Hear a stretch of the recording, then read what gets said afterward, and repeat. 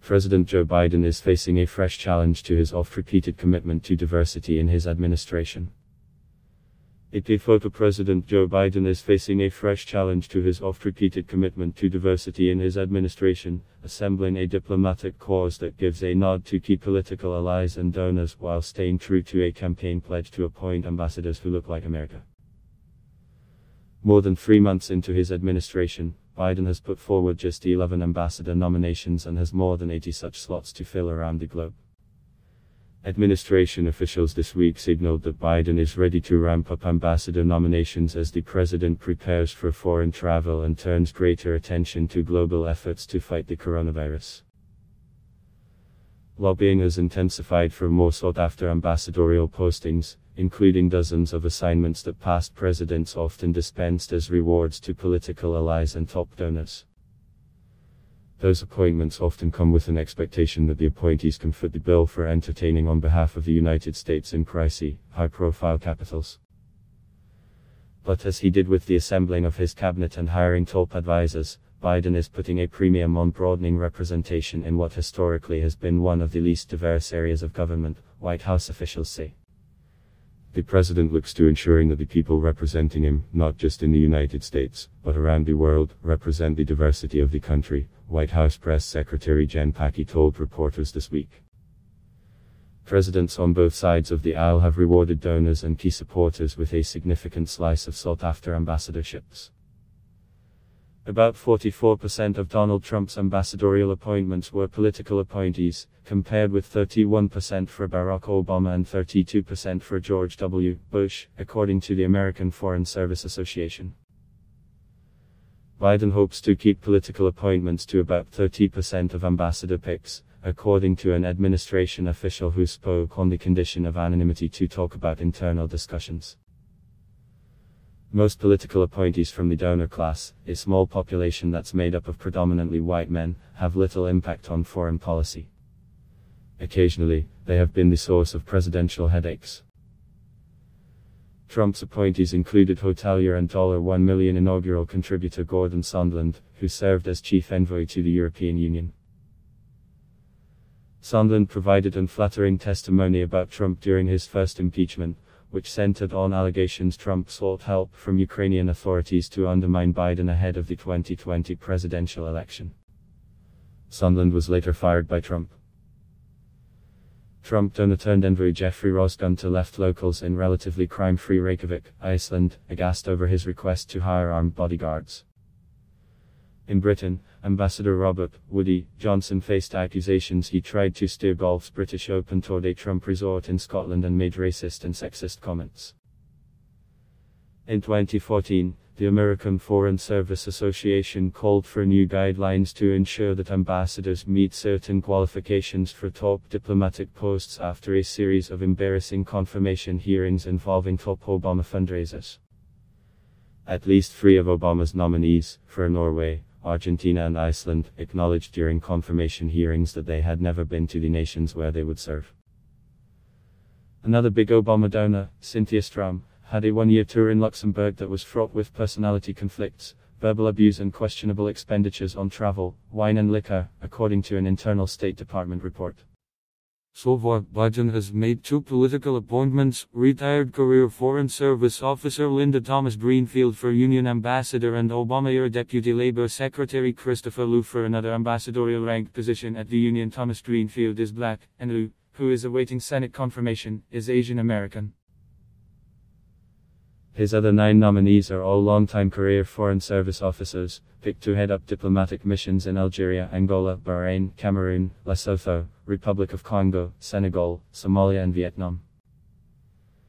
Jockeying for ambassadorial position started soon after Biden was elected and has only heated up as administration officials have signaled that the president is looking to begin filling vacancies ahead of his first overseas travel next month. Cindy McCain, the widow of Republican Sen. John McCain and a longtime friend of the President and First Lady Jill Biden, is under consideration for an ambassadorial position, including leading the Union World Food Program.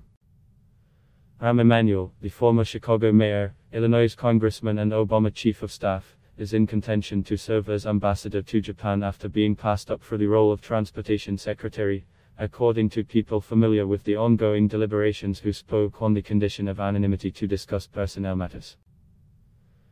Biden is also giving close consideration to former career Foreign Service officer Nicholas Burns, who served as Undersecretary of State under George W. Bush and as envoy to Greece and NATO, to become ambassador to China.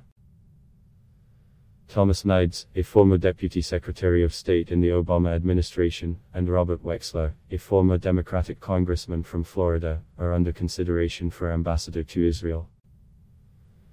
The White House declined to comment about any of the potential picks. Of the 104 diplomats currently serving or nominated for ambassador-level positions, 39 are women and 10 are people of color, according to the Leadership Council for Women in National Security, a bipartisan group of national security experts.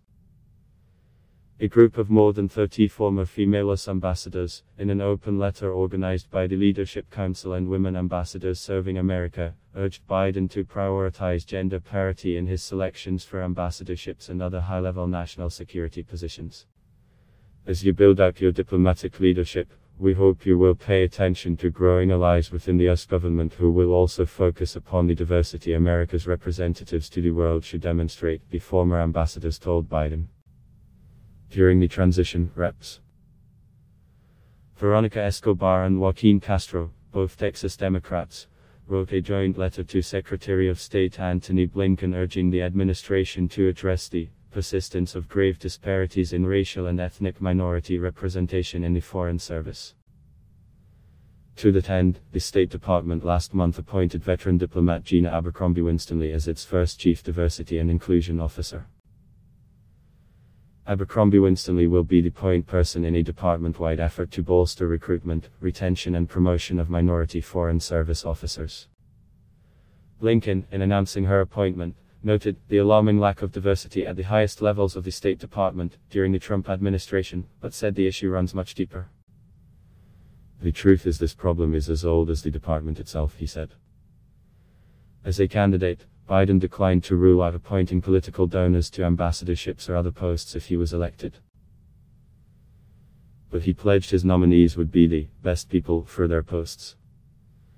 Nobody, in fact, will be appointed by me based on anything they contributed, Biden promised.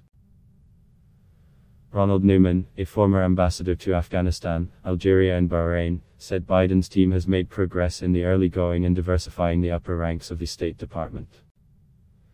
He pointed to the nomination of Donald Lu, a career Foreign Service officer, as the next Assistant Secretary of State for South and Central Asia and Brian A. Nichols to be the top envoy for Latin America. Nichols would be the first black Assistant Secretary of State for Western Hemisphere affairs since the late 1970s. Lu is Asian American. In addition, the State Department's chief spokesperson, Ned Price, is the first openly gay man to serve in that role. His principal deputy, Jelena Porter, is the first black woman in the job.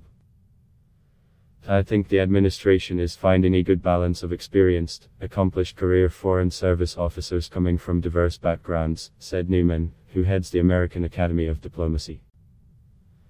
Finding good picks from Biden's donor class, however, might be trickier, Newman said, adding, I don't know how you go about finding competent, big donors from a pool that might be limited in diversity. Facebook at Mitalamad block test, why?